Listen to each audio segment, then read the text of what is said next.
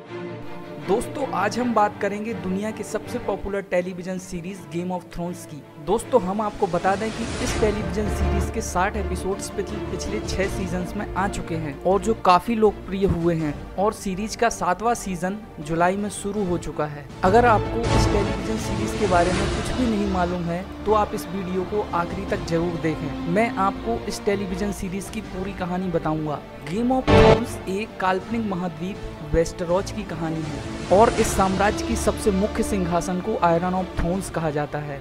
वेस्टरोज का पूरा साम्राज्य 7 बड़े राजघरानों में बटा हुआ है।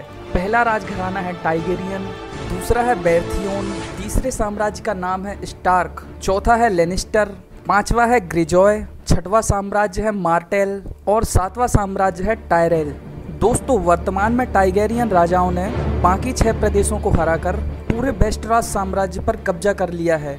दोस्तों वेस्टराज साम्राज्य की उत्तरी सीमा से लगा हुआ एक जंगल है जहां पर अजीबोगरीब जातियां रहती हैं जो बहुत ही खतरनाक प्राणी हैं। ये आधे मरे हुए होते हैं और इनके पास बहुत सारी तिलिस्मी शक्तियां होती हैं। इन जातियों से वेस्टरोज की सुरक्षा के लिए उत्तरी सीमा पर एक दीवार बनाई गई है जिसे द वॉल के नाम से जाना जाता है। इस दीवार की सुरक्षा के लिए वेस्टरोज समाज के कुछ होनहार योद्धाओं की एक टीम हमेशा इस पर पहरा देती है जिन्हें नाइट वॉच कहा जाता है। नाइट वॉच के सारे योद्धा अपने जीवन भर अविवाहित ही रहते हैं। इनका उद्देश्य सिर्फ नाइट वॉल की सुरक्षा करना ही होता है। इन्हीं में से एक योद्धा का नाम जॉन स्नो है। इस टीवी सीरियल में वेस्टरोज के अलावा और 2 महाद्वीप जिनके नाम है एसोस और सोथोरियोस।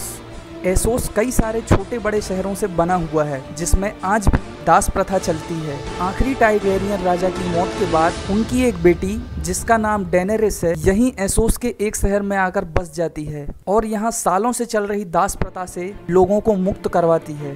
धीरे धीरे वह अपनी बहुत बड़ी सेना बना लेती है और अपने पिता के साम्राज्य वेस्टरोज को जीतने के लिए वेस्टरोज पर सेना के साथ हमला कर देती है। दोस्तों अब तक आपको कहानी थोड़ी बहुत समझ में आई होगी। अब हम बात करेंगे वेस्टरोज साम्राज्य के कुछ प्रमुख किरदारों की। डेनेरिस टाइगेरियन, इनका हमने अभी अभी जिक्र किया है। वे वेस्टराज के आखिरी टाइगेरियन राजा की बेटी हैं। ये अपनी पिता की मौत के बाद एसोस के एक छोटे शहर पेंटोस में आकर बस जाती हैं। यहाँ इनकी शादी घुड़सवार जाति के एक मुखिया ड्रोगो के साथ हो जाती है और उन्हें शादी में उपहार स्वरूप 2 ड्रैगन मिलते हैं। धीरे धीरे डेनेरिस एसोस के कई शहरों पर कब्जा कर लेती हैं और वहां के दासों को मुक्त कराकर अपनी विशाल सेना बनाती हैं और अपने 2 ड्रैगन्स के साथ वेस्टरोज पर चढ़ाई के लिए निकल जाती हैं। कहानी के दूसरे सबसे प्रमुख किरदार हैं जॉन स्नो। जैसा कि मैंने पहले भी बताया, जॉन स्नो दी वॉल के रक्षा करने वाले यानी नाइट वॉचर्स के मुखिया हैं। जॉन स्नो पिछले सीजन में वाइल्डलिंग्स को चोरी छुपे वेस्टराज में घुसाते हैं जिससे नाराज होकर उन्हीं के कुछ योद्धा उन्हें मौत के घाट उतार देते हैं। हालांकि वेस्टरोज की एक जादूगरनी वेलिसेंड्रे उन्हें पुनर्जन्म दे देती हैं। दोस्तों कहानी के तीसरे किरदार हैं टायरियन लेनिस्टर। इनकी कद काठी छोटी होने के कारण इन्हें इनके नाम से चिढ़ाया जाता है। ये टायरियन लेनिस्टर का सबसे छोटा बेटा है। ये बहुत ही शातिर और तेज दिमाग का इंसान है लेकिन किसी कारणवश ये अपने पिता टायरियन लेनिस्टर की हत्या कर देता है और एसोस के उसी शहर पेंटोस भाग जाता है जहां डेनेरिस पहले से ही मौजूद है। दोस्तों कहानी का चौथा किरदार है सेरसिंग लेनिस्टर।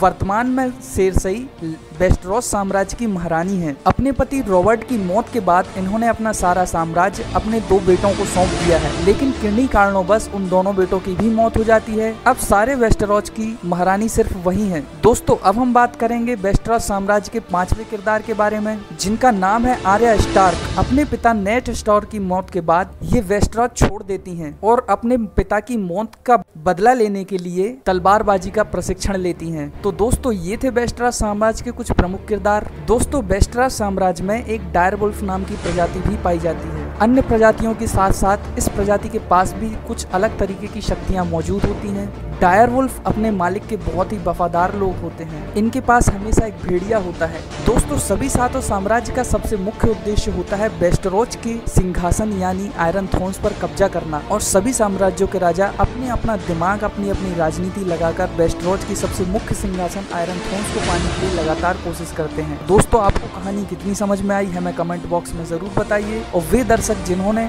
गेम ऑफ थ्रोन्स को देखा वो अपनी जानकारी कमेंट बॉक्स में जरूर शेयर कीजिए। फिलहाल इस इस वीडियो में इतना ही। चैनल को सब्सक्राइब कीजिए, लाइक कीजिए और हमारी अगली कहानी का इंतजार कीजिए। धन्यवाद।